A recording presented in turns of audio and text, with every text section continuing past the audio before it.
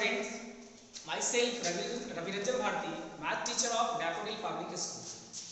Today I am going to inform about the second chapter of mathematics book. The name of this chapter is fraction. First we have to know about fraction. What is fraction? Students, the numbers of the form a by b, where a and b are natural numbers are known as fraction.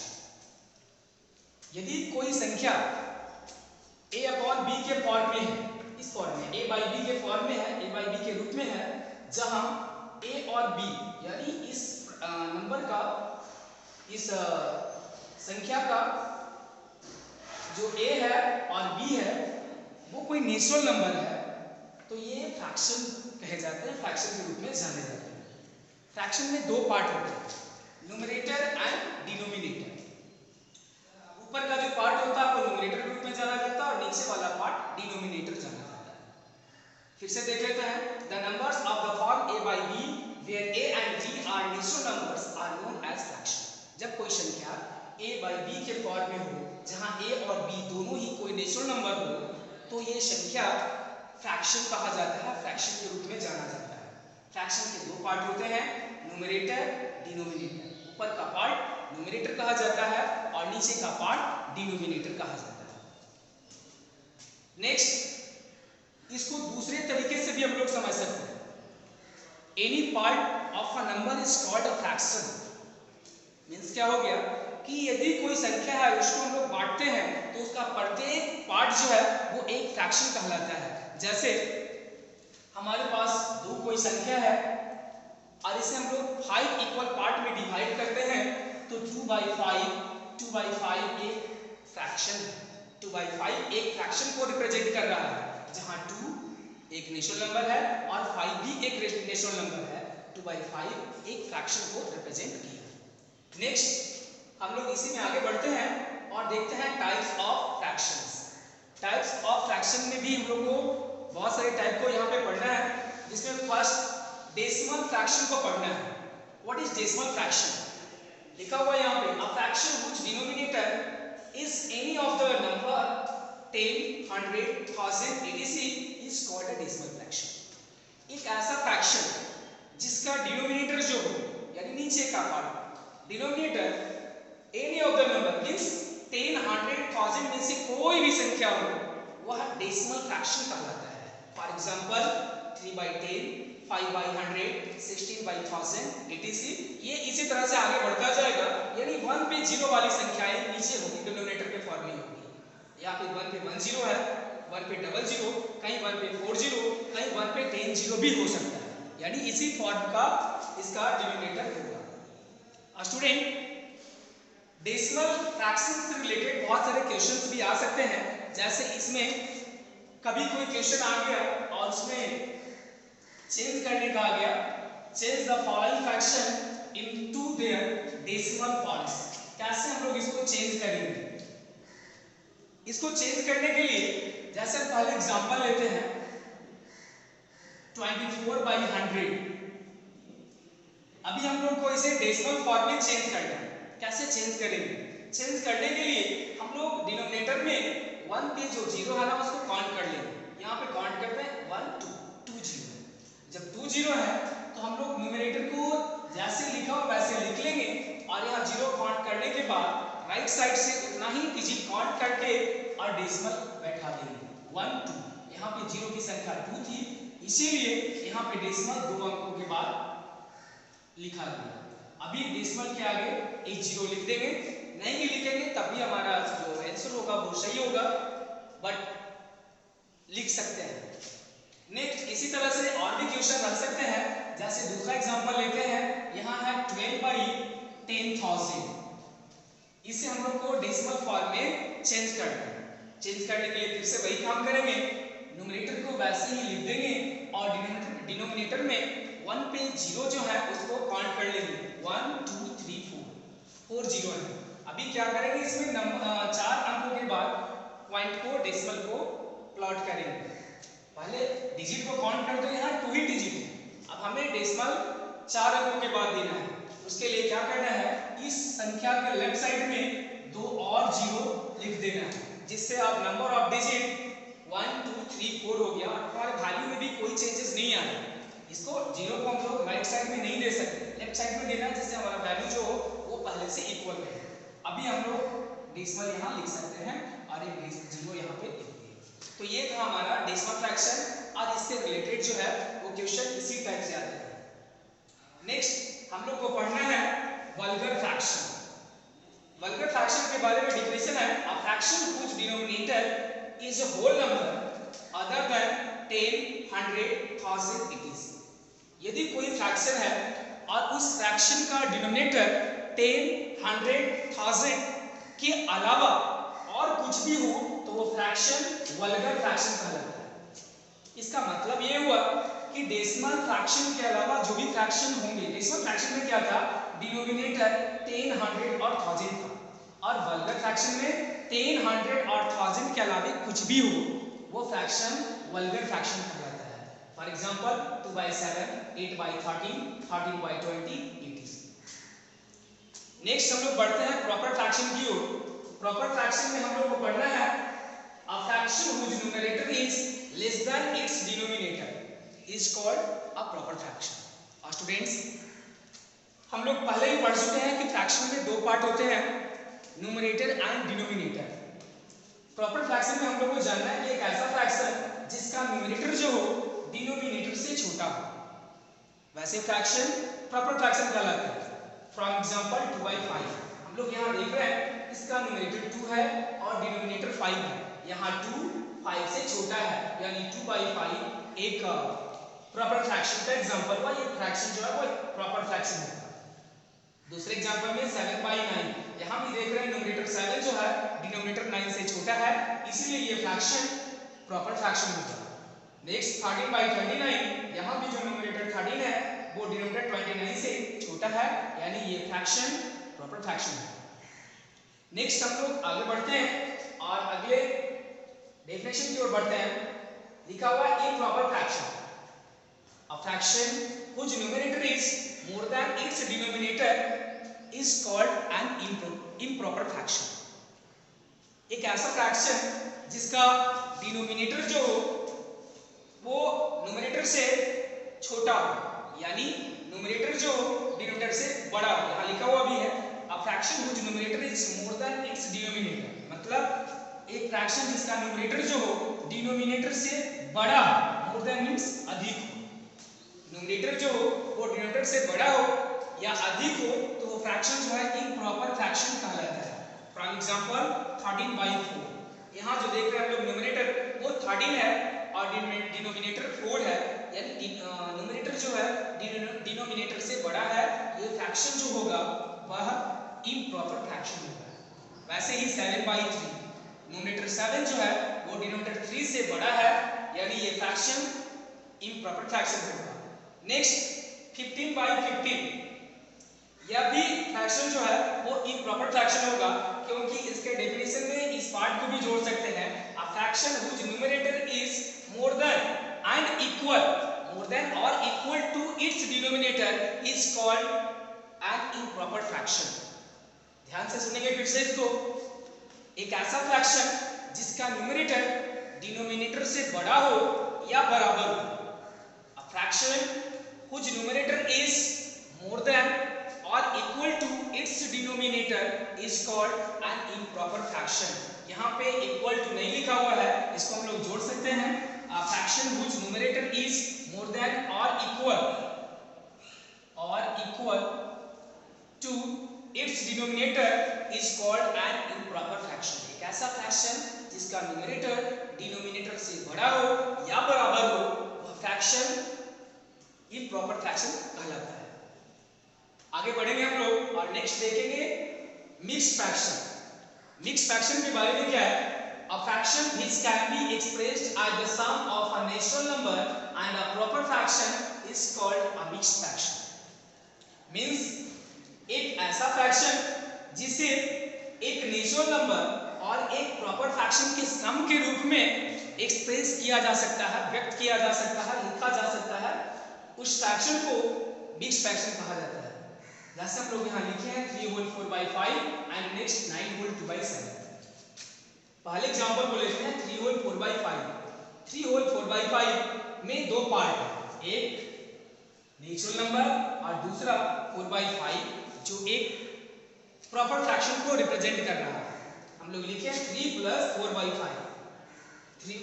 3 whole 4 by 5 is the sum of 3 and 4 by 5.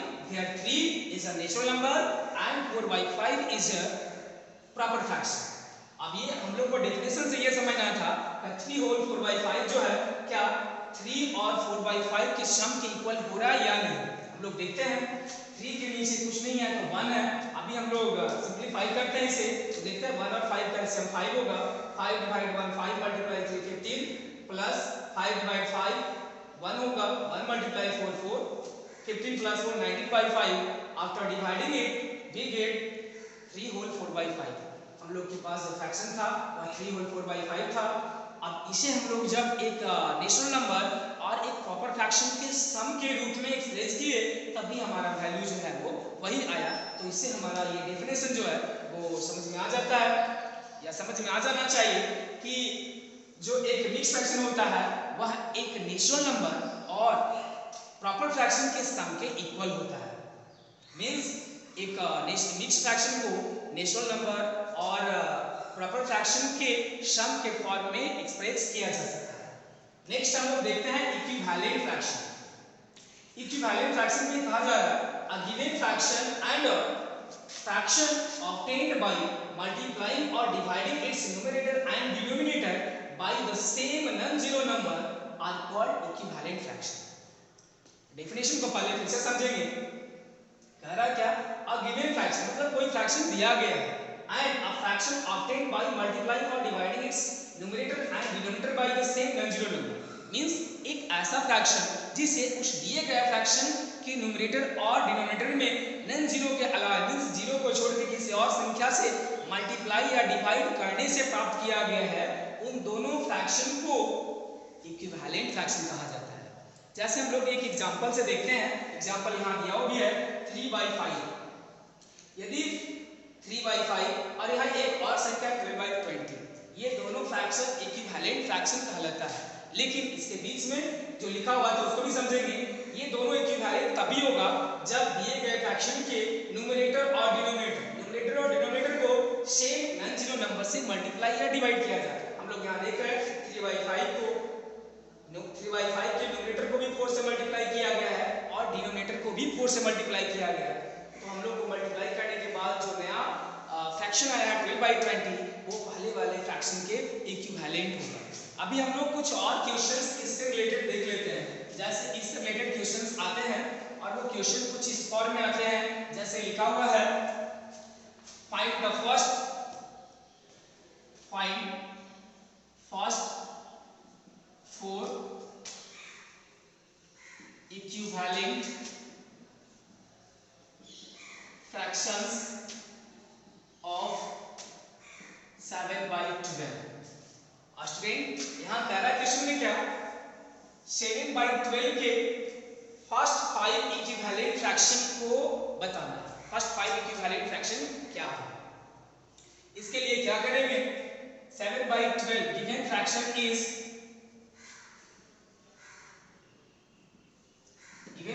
Equal to 7/12। हमारे पास एक fraction दिया गया और fraction है 7/12। हमें करना क्या है 7/12 के इक्विवेलेंट 5 फ्रैक्शन को फाइंड करना है। इसके लिए क्या करना है 7/12 को मल्टीप्लाई करेंगे। सबसे पहले यदि हम लोग 1 से मल्टीप्लाई करते हैं तो हमारा जो फ्रैक्शन है वही फ्रैक्शन फाइंड हो जाता है। तो एक फ्रैक्शन तो वो होगा वो खुद ही इक्विवेलेंट होगा, लेकिन 7/12 के अलावा हम लोग को 5 फ्रैक्शन फाइंड करना है, इक्विवेलेंट फ्रैक्शन फाइंड करना है। तो हम लोग 7/12 को ऊपर नीचे 2 से मल्टीप्लाई करेंगे। हमारा जो फ्रैक्शन फाइंड होगा 7 2 जा 12 एंड 12 2 जा 24। तो फर्स्ट फ्रैक्शन जो हमारा फाइंड हो गया वो 14/24 आ गया। इसी तरीके से हम लोग 7/12 को 3 से मल्टीप्लाई करेंगे, न्यूमरेटर को भी और डिनोमिनेटर को भी। अभी हम लोग का फ्रैक्शन फाइंड होगा 7 3 जा 21 एंड 12 3 जा 36। इसी तरह से नेक्स्ट 7/12 को मल्टीप्लाई करते हैं 4 से 7 4 जा 28 12 4 जा 48। नेक्स्ट 7/12 को मल्टीप्लाई करते हैं 5 से,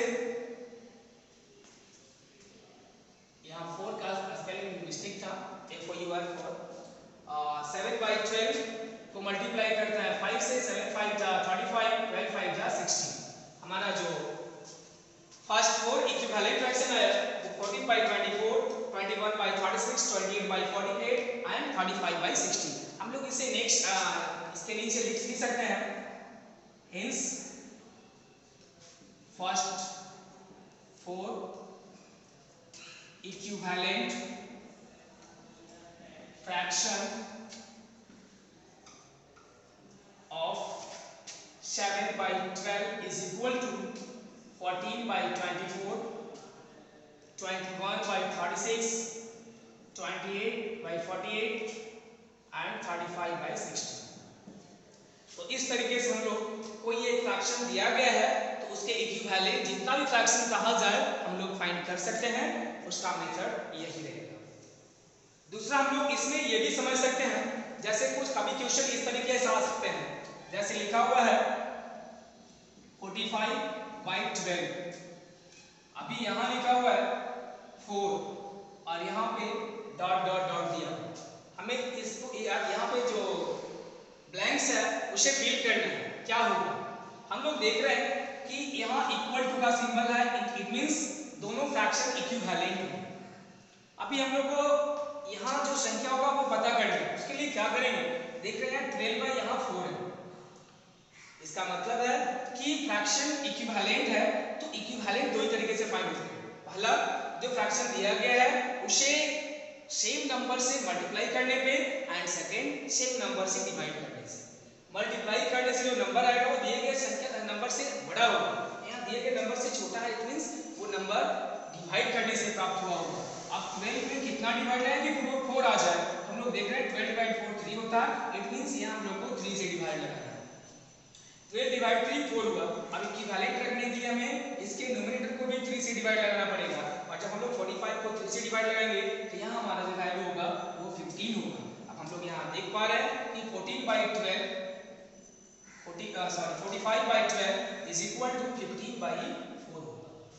हम लोग इसे क्रॉस मल्टीप्लिकेशन करके भी चेक कर सकते हैं कि हमारा जो आंसर है वो सही है या नहीं, ये दोनों फ्रैक्शन वो इक्विवेलेंट है या नहीं। तो हम लोग देख सकते हैं 45 × 4 करते हैं तो 180 आता है, एंड 15 × 12 करते हैं तब भी 180 आता है। इसका मतलब है कि हम लोग का जो आंसर है वो सही है, यानी 45/12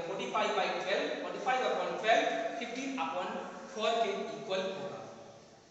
अभी हम लोग नेक्स्ट बढ़ते हैं आगे की ओर और देखते हैं नेक्स्ट क्वेश्चन, और नेक्स्ट हमारा है लाइक फ्रैक्शंस।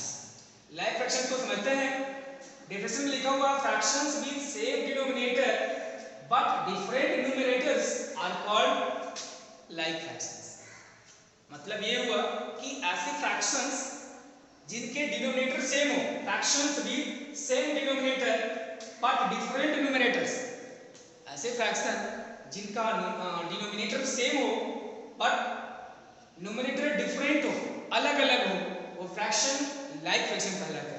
जैसे एग्जांपल हम लोग देख रहे हैं 4/9, 7/9, 13/9, सभी का डिनोमिनेटर 9 है, जबकि न्यूमरेटर जो है सबका अलग अलग है। 4/4 है, यहाँ 7 है सेकंड में और थर्ड में 13 है।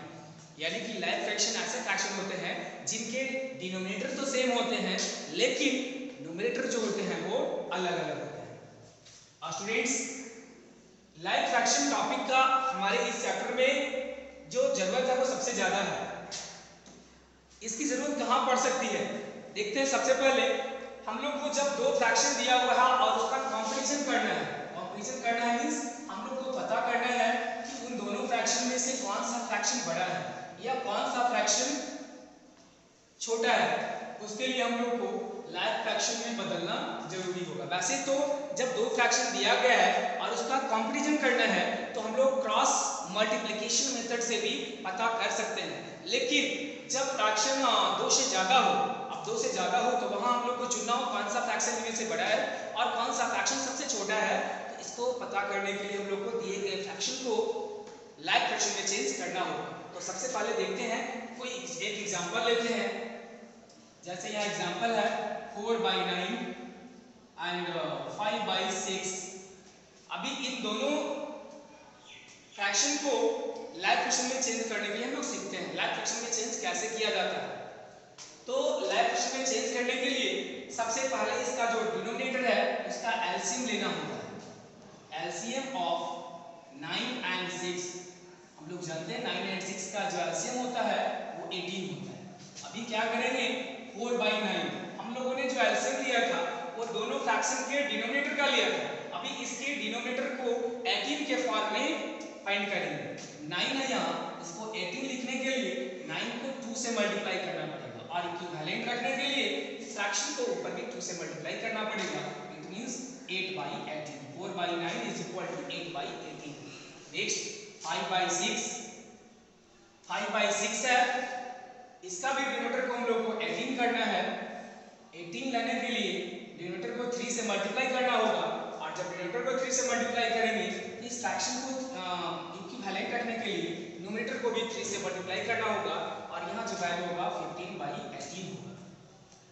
तो इस तरीके से 4/9 और 5/6 जो होगा वो 8/18 एंड 15/18 के रूप में होगा।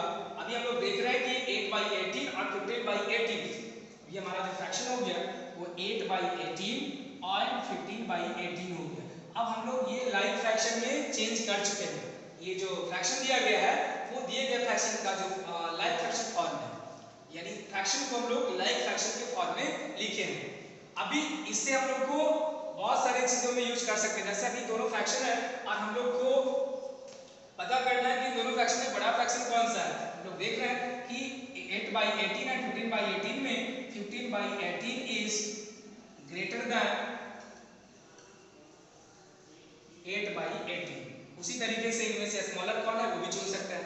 अब यहाँ तो दो फ्रैक्शन दिया हुआ था, तब हम लोग सीखे कि इन दोनों फ्रैक्शन में से कौन सा बड़ा है कौन सा छोटा है।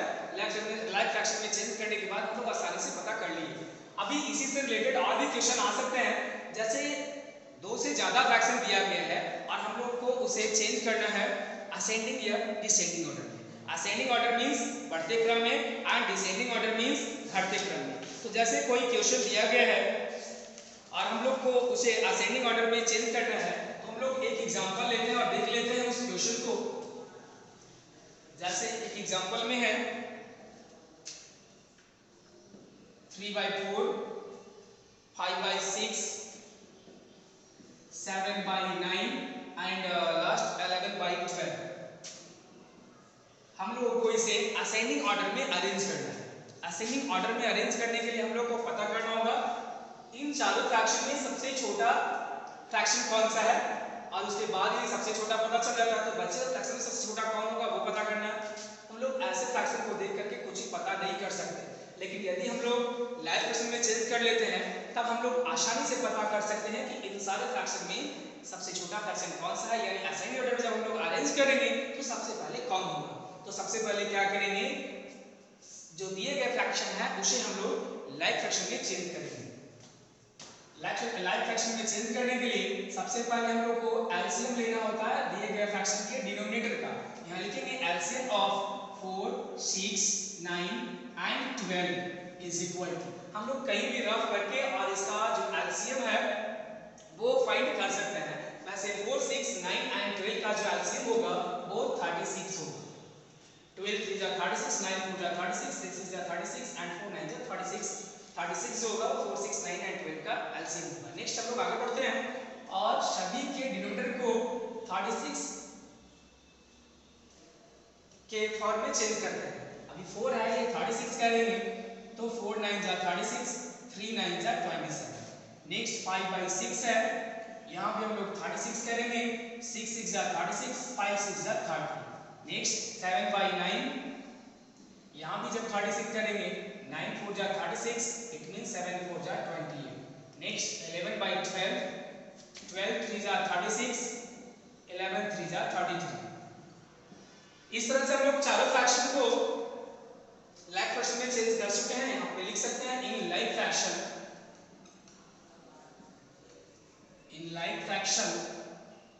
27/36, 30/36, 28/36 एंड 33/36। अभी हम लोग को असेंडिंग ऑर्डर में चेंज करना है।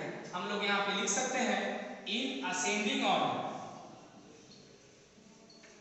असेंडिंग ऑर्डर में लिख रहे हैं तो सबसे पहले इन चारों फ्रैक्शन में जो सबसे छोटा होगा उसे लिखना है। हम लोग देख रहे हैं 27, 28, 30, 33, इस तरह से हम लोग इसे लिख सकते हैं। इट मींस सबसे पहले 27/36, नेक्स्ट 28/36, नेक्स्ट 30/36 एंड लास्ट 33/36। अभी हम लोग जो आंसर लाए हैं वो लाइक क्वेश्चन के फॉर्म में, जबकि हमें अरेंज करना था इसे। अब हम लोग यहाँ से देख करके और फिर इसे असली फॉर्म में, ओरिजिनल फॉर्म में भी लिख सकते हैं। जैसे 27/36, 27/36 इज इक्वल टू 3/4। हमारे क्वेश्चन में 3/4 था सबसे पहले 27/36 के लिए, तो यहाँ पे हम लोग को 27/36 को रिप्लेस करके और 3/4 लिखना है। Next 28/36, 28/36 is equal to 7/9. So next we have to write 7/9. Next 30/36, और ये 30/36 जो है 5/6 के इक्वल है। इट मींस हम लोग को नेक्स्ट 5/6 लिखना है। और last 33/36 is equal to 11/12. So we have to write 11/12. इस तरह से हम लोग जब असेंडिंग ऑर्डर में चेंज करने के लिए सीख गए, असेंडिंग ऑर्डर में अरेंज करने के लिए सीख गए, तो डिसेंडिंग ऑर्डर में भी हम लोग इसी तरीके से अरेंज कर सकते हैं। डिसेंडिंग ऑर्डर में अरेंज करने के लिए आप लोगों को पता ही होगा कि उसे हम लोग ये इंक्रीजिंग ऑर्डर में था। डिसेंडिंग ऑर्डर में अरेंज करने के लिए हम लोग को डिक्रीजिंग ऑर्डर में लिखना है, यानी घटते क्रम में लिखना है। इसी फ्रैक्शन को बड़ा से छोटा के रूप में लिखना होता है। नेक्स्ट हम लोग आगे बढ़ते हैं और अगले एग्जांपल की ओर जाते हैं, जो है अनलाइक फ्रैक्शंस। अनलाइक फ्रैक्शन में क्या है? Fractions with different denominator are called unlike fraction. ऐसे फ्रैक्शन जिनका डिनोमिनेटर जो है वो डिफरेंट हो, अलग अलग हो, अनलाइक फ्रैक्शन कहलाते हैं। For example 4/5, 7/13, 9/7। हम लोग देख रहे हैं यहाँ पे 5, 13, 7। यहाँ जो डिनोमिनेटर है वो डिफरेंट है, अलग अलग है, यानी ये जो फ्रैक्शन होंगे वो अनलाइक फ्रैक्शंस होंगे। स्टूडेंट चुनना भी होता है हम लोग को, कोई फ्रैक्शन का ग्रुप दिया हुआ होता है और उसमें चुनना होता है कि ये ग्रुप जो दिए गए फ्रैक्शन का वो लाइक फ्रैक्शन के ग्रुप है या अनलाइक फ्रैक्शन के ग्रुप है। तो हम लोग आसानी से उसके डिनोमिनेटर को देख के और बता सकते हैं कि फ्रैक्शन कैसे हैं, किस ग्रुप के हैं, लाइक फ्रैक्शन ग्रुप के हैं या अनलाइक फ्रैक्शंस के ग्रुप के हैं। यदि डिनोमिनेटर दिए गए फ्रैक्शंस का डिनोमिनेटर सेम है तो ये फ्रैक्शंस जो होंगे वो लाइक फ्रैक्शन होंगे। यदि दिए गए फ्रैक्शन के डिनोमिनेटर डिफरेंट है, अलग अलग है, तो ये फ्रैक्शन अनलाइक फ्रैक्शन होंगे। नेक्स्ट हम लोग बढ़ते हैं लास्ट इरेड्यूसिबल फ्रैक्शंस। ये जो शब्द है इरेड्यूसिबल, ये बना है रिड्यूस से। रिड्यूस का मतलब होता है कम करना, छोटा करना, घटाना। लिखा हुआ भी यहाँ पे fraction a/b is said to be irreducible or in lowest term। एक फ्रैक्शन a/b, a/b को इरेड्यूसिबल कहा जाता है या लोएस्ट टर्म कहा जाता है if the HCF of a and b is 1। यदि कोई फ्रैक्शन दिया गया है और उस फ्रैक्शन के न्यूमरेटर और डिनोमिनेटर का HCF 1 हो तो उस फ्रैक्शन को इरेड्यूसिबल फ्रैक्शन या उस फ्रैक्शन को दिए गए फ्रैक्शन का लोएस्ट टर्म कहा जाता है। जैसे इसमें भी क्वेश्चन आते हैं convert the following fractions into their lowest term. जैसे कोई फ्रैक्शन दिया गया है, convert 48/64 into their lowest term. यहाँ करना है क्या? 48/64 को इसके लोएस्ट टर्म में चेंज करना है। इसके लिए हम लोग क्या करेंगे? हम लोग को पता है कि ये लोएस्ट टर्म में तभी कहा जाता है या इरेड्यूसिबल फॉर्म तभी कहा जाता है जब कोई फ्रैक्शन का न्यूमरेटर और डिनोमिनेटर का HCF 1 है। हम लोग चेंज करने के लिए क्या करेंगे? सबसे पहले यहाँ पे HCF of 48 and 64 is equal to,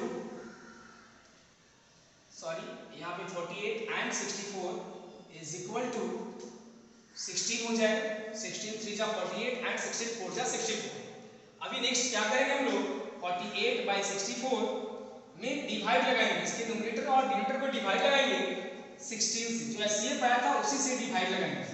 अभी देख रहे हैं हम लोग 48/16 3 एंड 64 डिवाइड 16 4। इसका मतलब lowest form of 48 by 64 is equal to 3/4। अभी हम लोग देख सकते हैं 3/4 में 3 और 4 का जो HCF होगा वो 1 होगा। इट मींस 3/4 जो है वो इरेड्यूसिबल फ्रैक्शन या लोएस्ट फ्रैक्शन भी कहा जा सकता है, क्योंकि इन दोनों इसके दोनों पार्ट न्यूमरेटर एंड डिनोमिनेटर का जो HCF होगा वो 1 होगा। इसी तरह से हम लोग यहाँ पे कुछ एग्जांपल भी लिखे हैं 4/7। यहाँ 4 और 7 का जो HCF होगा वो 1 होगा, इसीलिए 4/7 जो होगा वो इरेड्यूसिबल फ्रैक्शन होगा। वैसे ही similarly 9/11 and 15/13 all are the examples of irreducible fraction. Students, ये सब कुछ बेसिक कॉन्सेप्ट थे, बेसिक नॉलेज थे जो आप लोगों ने पिछले क्लास में भी पढ़ा होगा। अब हम लोग इसी चैप्टर में आगे बढ़ते हैं और इसके रिलेटेड कुछ क्वेश्चंस को देखते हैं। जैसे सबसे पहले हम लोग वो जो इस एक्सरसाइज 2A है फ्रैक्शन चैप्टर में, तो पहले एक्सरसाइज में हम लोग को बनाना है कंपेयर द फ्रैक्शन को कंपेयर करने के लिए। अभी हम लोग जब लाइक फ्रैक्शन पढ़ रहे थे उसमें भी हम लोगों ने डिस्कस किया था कि जब कंपेयर करने के लिए आ जाए फ्रैक्शन को तो कैसे हम लोग कंपेयर करेंगे। कंपेयर करने के लिए दो मेथड बताया गया था, पहला cross multiplication method and second हम लोग दिए गए फ्रैक्शन को लाइक फ्रैक्शन में चेंज करके भी पता कर सकते हैं कि उनमें से कौन सा फ्रैक्शन बड़ा है कौन सा छोटा है। कंपेयर करने में यही करना होता है, दो फ्रैक्शन दिए गए उनमें से कौन सा बड़ा और कौन सा छोटा ये पता करना है। नेक्स्ट हम लोग को अरेंज करना है असेंडिंग और डिसेंडिंग ऑर्डर में, ये भी हम लोग ऑलरेडी जान चुके हैं। अभी हम लोग को एडिशन ऑफ फ्रैक्शन पढ़ना है। एडिशन ऑफ फ्रैक्शन पढ़ना है तो हम लोग एक एग्जांपल के माध्यम से समझ लेते हैं कैसे इसे ऐड करेंगे या सिंपलीफाई करेंगे। इस चैप्टर में एडिशन भी पढ़ना है फ्रैक्शन का, सब्ट्रैक्शन भी पढ़ना है, मल्टीप्लिकेशन भी पढ़ना है एंड डिवीजन भी पढ़ना है। ये चारों चीजों को हम लोग को इसमें पढ़ना है। वैसे प्रीवियस क्लास जैसे 6th क्लास में एडिशन एंड सब्ट्रैक्शन पढ़ाई हो गई होगी, उसी को हम लोग को आगे बढ़ाना है। और इस क्लास में एक्स्ट्रा में हम लोग को multiplication of fractions and division of fraction इसको पढ़ना है। तो सबसे पहले हम लोग देखते हैं कि जब हम लोग को सम फाइंड करना है, जैसे यहाँ लिखा हुआ है क्वेश्चन 7/12 प्लस 11/16 प्लस 9/24। हम लोग को इसका सम फाइंड करना है। कैसे फाइंड करेंगे देख लेते हैं। सबसे पहले 12, 16 एंड 24 का एलसीएम फाइंड करना है। स्टूडेंट्स 12, 16 एंड 24 का जो एलसीएम होता है वो 48 होता है। अभी देख रहे हैं 48 divide 12 4, 4 multiply 7 28 plus 48 divide 16 3, 3 multiply 11 33 plus 48 divide 24 2, 2 multiply 9 18। अभी हम लोग ऐड कर लेंगे 8 प्लस 3 11 प्लस 8 19 9 होगा, बचा 2 3 5 प्लस 2 7 79/48। अभी हम लोग डिवाइड करके इसको चेंज भी कर सकते हैं 31/48। सॉरी इसे देख लेते हैं हम लोग, इसे डिवाइड करके चेंज करेंगे 79 में डिवाइड लगाएंगे 48 से 1 टाइम लगेगा 48 9 - 8 1 7 - 4 3 1 होल 31/48। ये हमारा सही आंसर होगा। नेक्स्ट हम लोग आगे बढ़ते हैं इस चैप्टर में और देखते हैं कुछ क्वेश्चंस। जैसे लिखा हुआ है A rectangular sheet of paper is 15 whole 3/4 centimetre. एक रेक्टेंगुलर शीट ऑफ पेपर है। क्वेश्चन लिख देते हैं A rectangular sheet of paper is 15 whole 3/4 centimetre long and 12 whole 1/2 centimetre wide. हम लोग को फाइंड करना है फाइंड इट्स पेरीमीटर।